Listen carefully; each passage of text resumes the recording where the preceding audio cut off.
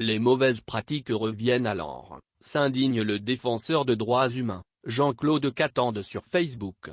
Le président de l'Association africaine pour la défense des droits de l'homme, Azado, se dit choqué de voir l'Agence nationale de renseignement, ANR, sous l'ère Tshisekedi, recourir aux vieilles méthodes tant décriées sous Joseph Kabila.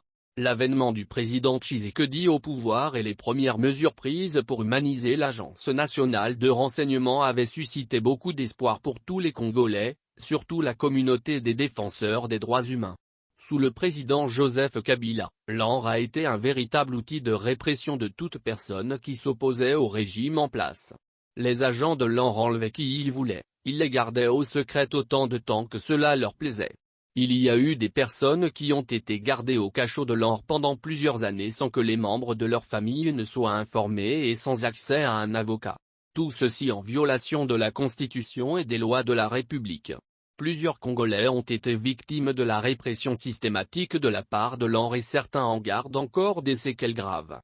Avec la prise de pouvoir par le président Tshisekedi, nous avions tous pensé que les choses allaient changer fondamentalement.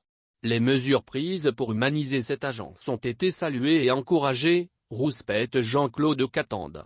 Le défenseur droits de l'homme en appelle à l'intervention personnelle du chef de l'État, Félix Tshisekedi pour recadrer ce service. Nous en appelons directement au président Tshisekedi lui-même, car l'ANR dépend de lui. Qu'il lui plaise de prendre des mesures pour que les Congolais arrêtés par l'ANR jouissent de leurs droits constitutionnels, notamment d'informer les membres de leur famille sur leur statut et les lieux où ils sont détenus.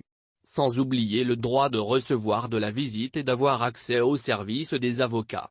Nous ne sommes pas contre l'interpellation de telle ou telle personne.